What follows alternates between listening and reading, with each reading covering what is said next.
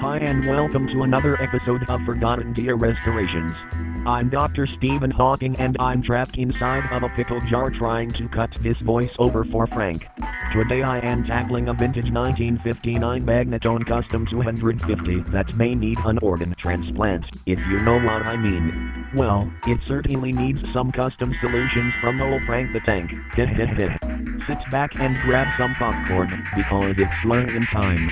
Don't forget to like and subscribe, because Frank needs that to feel like a man. Don't forget to validate him daily.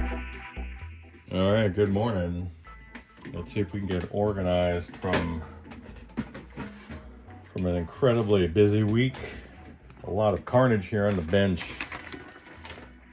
A lot of mystery and questions surrounding this old 59 Magnatone 250 with the good old 6973 power tubes, the ones that came in with the amp. Well, they were burned up and done. So we got some new Electro Harmonics branded ones. No doubt they're Russian, and that's fine. I like Russian tubes. I like them just fine. I actually prefer Russian EL84s to anything else out there for that particular tube type. So that's good. Boy, I need to get organized, don't I? Usually do this several times during a service when things get a little chaotic. You got to stay organized. If you find your workspace is disorganized, then your mind is going to be disorganized. I don't know how that works, it just does. So let's take a look. I should look and see what you guys are looking at, because I'm not sure you could even see what I'm about to talk about here. Hang on. Okay, oh, look at that. A shot from the left-hand side. What are you going to do with yourself? Let me see if I can get you in there. Look, I don't like filming this style of construction because it's too cluttered and hard to visualize. Even when I'm going to point the chopstick at things, it's hard to see. All right, so we have the diode for rectifying the negative supply for bias. And you gotta love that there's no low voltage supply for anything else. Right, we have a bank of the filter caps that I installed here. You can see those, the bias filter cap, that little blue guy there. But what we're concerned about now, the more pressing matter, concerns the origin of these little wires. I'm talking about these little colored guys right here. Let me get you in there. You're going to see all the bad positioning and all that. Again, cluttered, right? It's not like a Fender or a Marshall layout where you can just get a nice clean overhead shot. This guy here is part of the output transformer's primary winding. This is a push-pull amp, so you're going to have two of those guys. You got a blue one and a brown one. Okay, and then you have your center tap going over to the filter supply there. Now, what's the problem? The problem is that yesterday, without any warning whatsoever,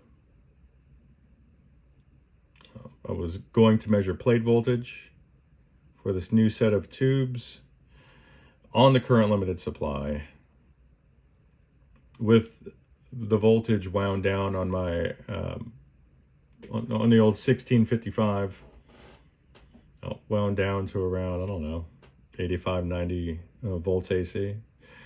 Was trying to see if we can get a sense of the balance on one winding or the other, despite having measured it directly. I wanted to see what it was going to be like under load. Well, without any warning, an open developed in the side of the winding associated with this blue lead. Now, is it possible that maybe the inner conductor had broken within the insulating sleeve there. That's totally possible. But it's highly unlikely because it really wasn't moved. It was just desoldered, right?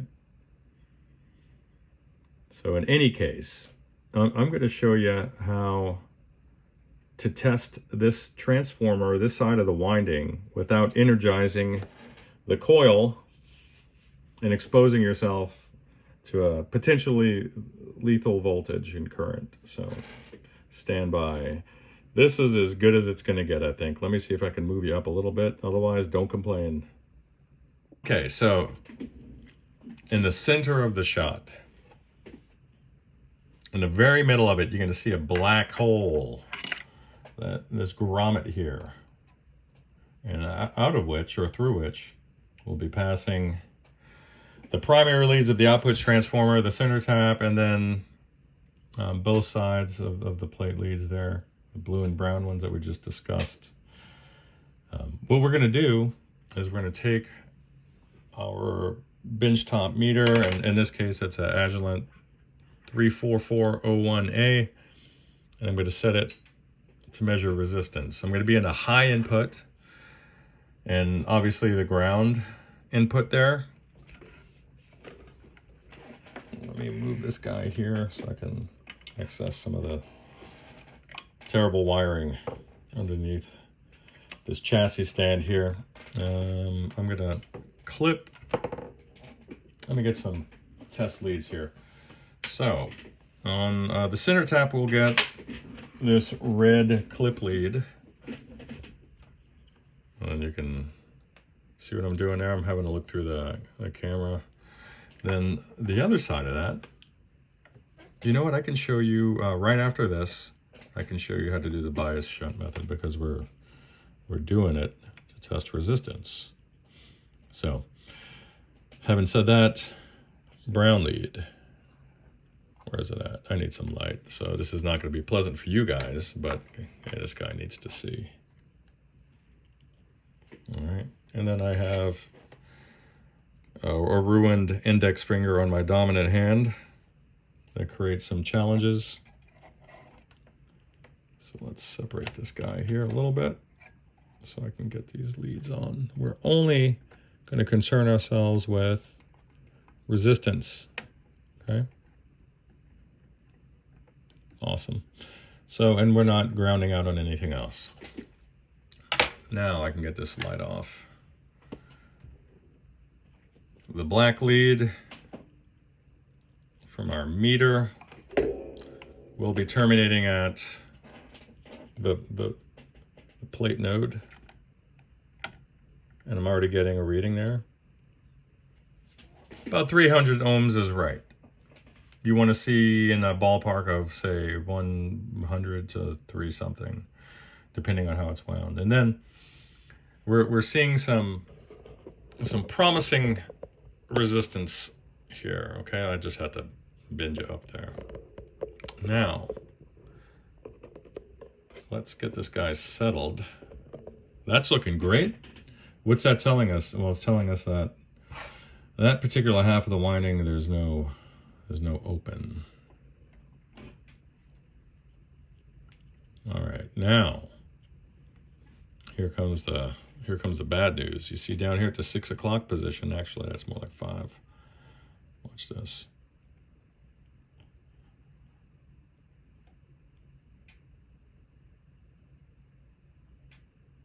See that? Look. I think there's a break in the wires. I think there's a break in that wire. Let's jiggle it a little bit. At any rate, if this is the test you're conducting to find out if you have an issue with the primary side of your output transformer rather, and you see overload, if you see some ridiculously high resistance reading, then your transformer is cooked. All right. Well, that's telling you that there's an open, and you'll know what a short looks like because you'll just short your meter leads together and you'll get a similar reading. let's jiggle this wire a little bit and see if there's possibly a break. Am I the only one that, let's see, am I the only one that saw that? Look, that's saying 3 megs. So there is a break in this wire. And it's not that the leads aren't fresh here. I did strip fresh wire. And they're tinned.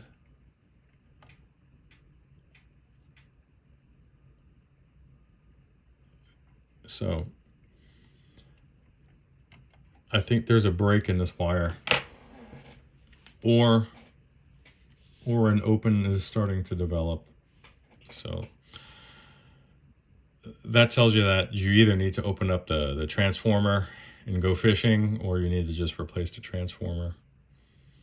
So I'll show you the bias shunt method. This is incredibly dangerous because you're going to be testing in line with the supply node over to the plate. And you need to be in series in order to check the current draw. So let's do that. It's going to be the same thing. I'm going to move this back over to the lead that is still operational. And I'm hearing a little bit of a popping sound being emitted from the test cab over here in the shop. And what is that telling me? Oh, it's telling me that that side is good. And because my meter, in order to check for resistance, is going to present a bit of voltage there. Now, let me get my poop in the group here, and I'll be right back. Okay, now, what you're going to do is you're going to connect your test leads over to the plate lead, and then to the pin itself. You're going to disconnect the plate lead from the pin on the side you're testing. All right. You're going to take your meter and you're going to make sure you're plugged into the appropriate input, which for me is going to be the lower input because that's the one you use for current measurements. All right. You're going to set your supply. Rather, I'm sorry. You're going to set your meter for DC amps. It should default to milliamps DC. The most important thing that you want to keep in mind is that these cannot short. Well, they can, but the most important thing is that nothing shorts to the chassis or an adjacent pin.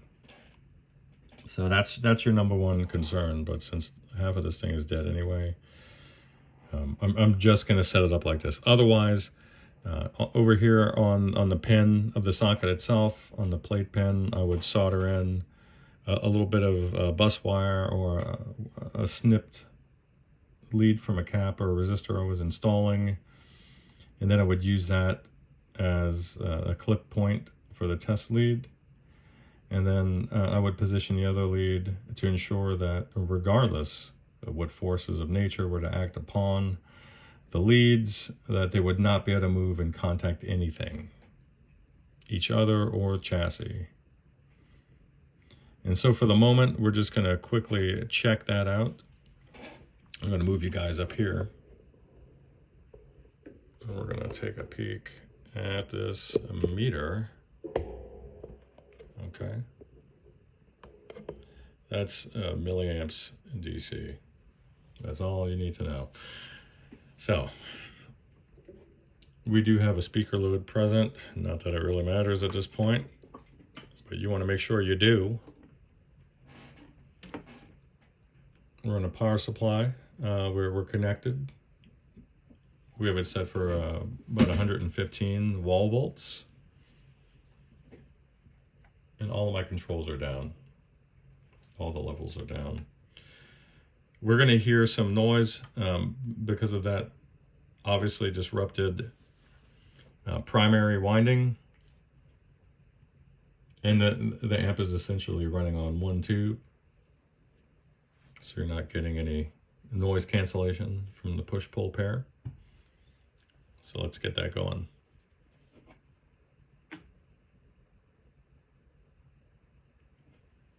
We're going to wait for her to start conducting.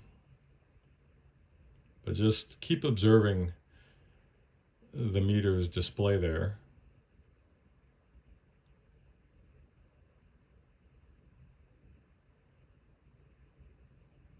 And I think it was at around 20. And there's some background noise there. So this is saying that that particular side is drawing 20 milliamps. That calculating the plate voltage. That's going to tell you what? It's going to tell you that it's in the low 60 percentile range for maximum plate dissipation. So roughly 6 watts, 6 or 7-ish, which is fine for one side of it. The other guy, however, not so lucky. The other guy, since there's a disruption in the form of a short or open in that winding, that side of the winding, it's going to show 0 milliamps DC. And if you were to measure the plate right now, the plate voltage would be non-existent. So that's what we're looking at. And then you would just adjust your bias supply accordingly. So we were lucky in that, in this particular instance, with these particular components, that she biased right up to where I would put her. I don't think I would warm it up any further. 60% is great for an amp this old. And that's that. I'll show you more directly. What we're looking at with the replacement transformer. So let me set up that shot for you. Bye.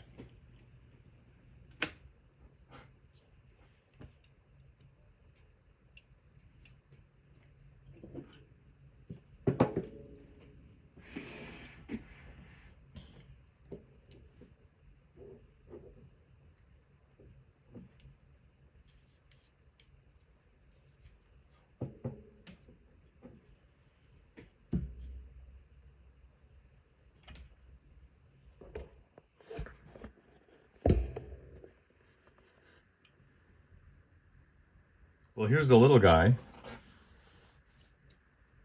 Forgive me. I haven't looked since last night, or technically early this morning.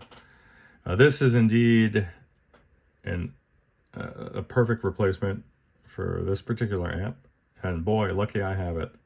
This is for my personal stash. This is something that I was just hanging on to for years and years, and in the hopes that I would have some free time to build a reverb amp with a deluxe type power section. This is meant for a pair of 6v6s and push-pull, which is perfectly suitable for a 6973, because they're expecting to see the same with respect to impedance, and for this amp's sake, an 8 ohm secondary. The speaker inside the cabinet's 8 ohms. It's perfect.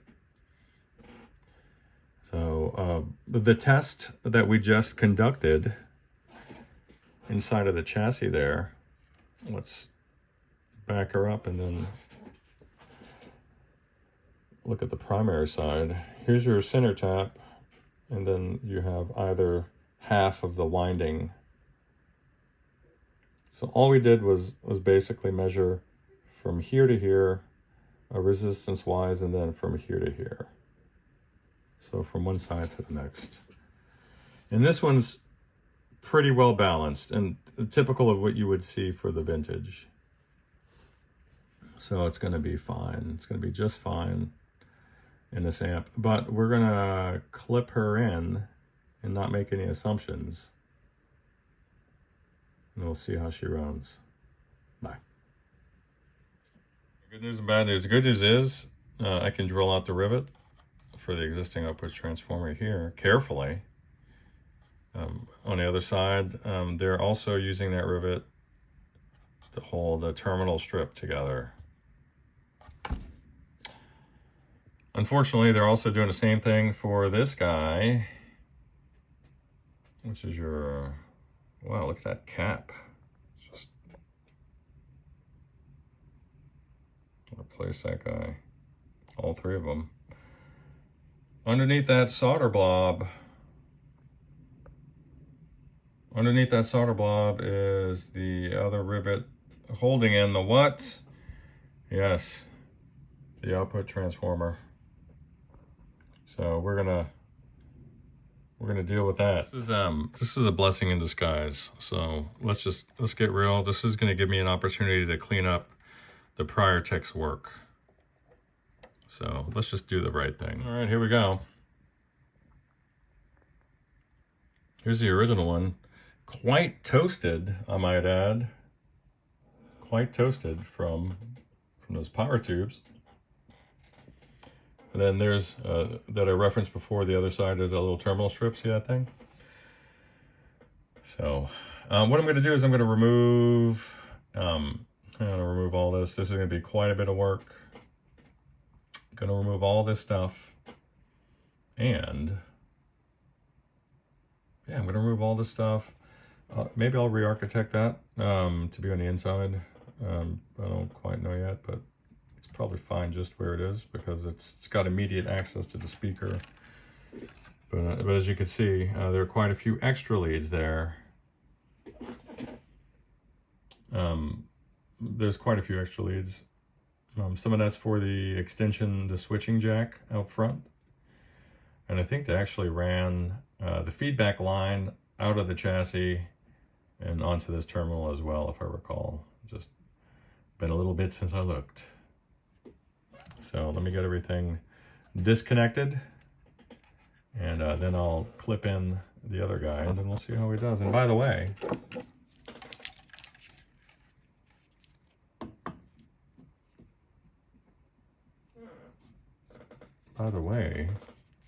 let's just apples to apples.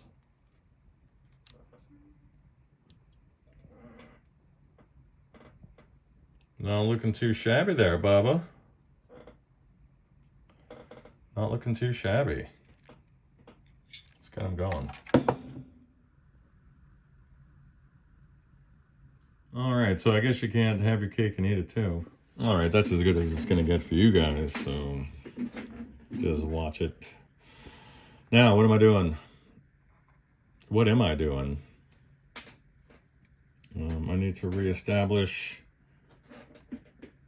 the connection between the rectifier and this node here. Then I need to bring this node over via clip to the center tap of that output transformer primary. And then we're gonna take each secondary lead and we're gonna move them over to the appropriate plate pins. Maybe I'll have them reversed, I don't know. We'll see. I'll put the blue where the blue was, and then we'll just take it from there. Stop being so judgy. All right. Should get to it, huh? So I'll just actually just do this. Strip a little bit of this guy here. And let's see where I'm gonna attach him. This is gonna go away. That's gonna go away when I rewire everything. If this output transformer does behave inside of this amp, the new one, if it behaves, then guess what? I'm gonna do a lot of cleanup here.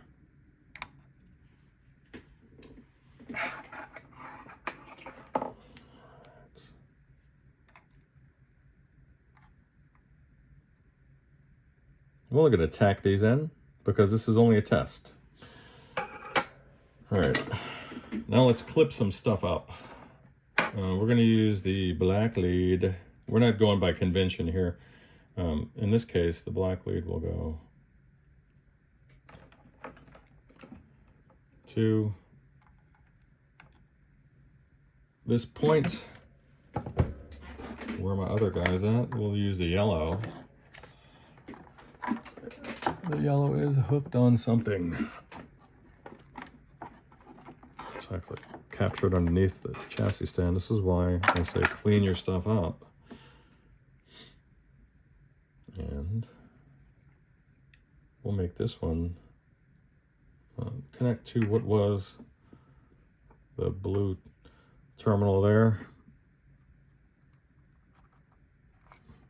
Awesome.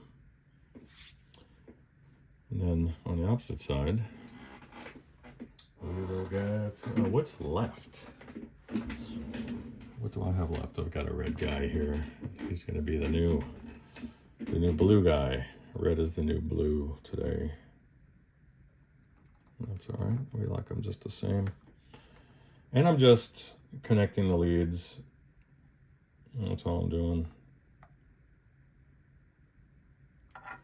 Okay, so nothing's touching down there.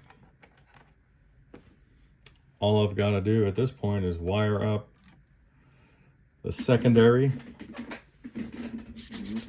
Let's get the rectifier back in there.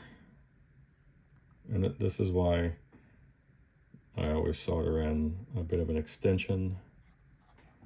I'm probably gonna do that again because I don't want to show you guys something that's hasty appearing.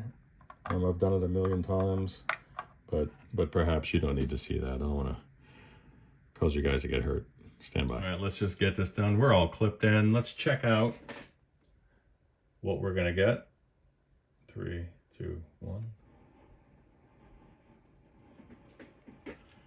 All right, and I did just do a quick power on beforehand, so there was no flames or explosions. But now we're gonna test. Let's see what the center tap is telling us. 3, nice. I do like that. Let's check from side to side. 340 on one side. 342 on the other side. I like it. We are operational. We are.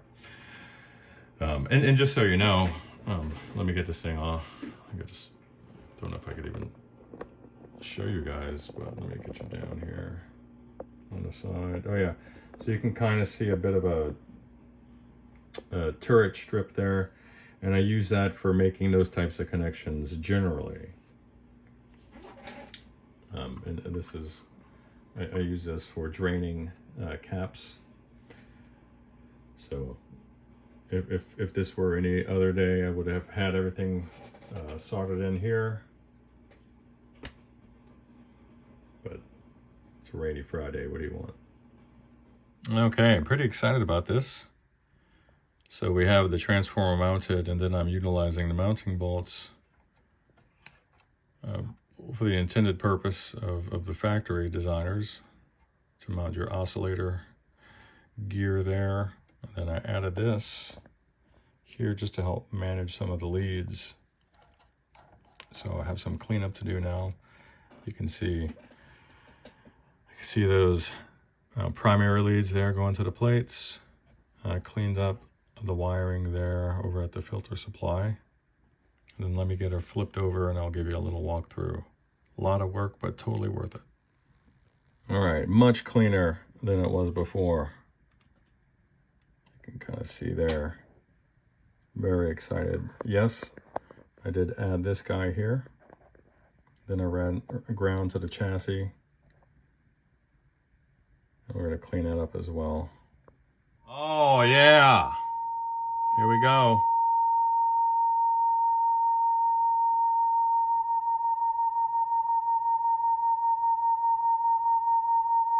Oh.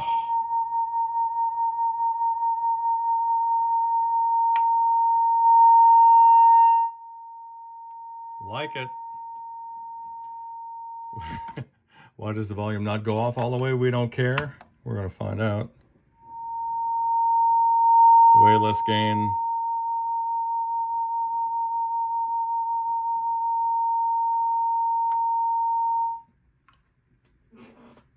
Wow, so much less background hum now.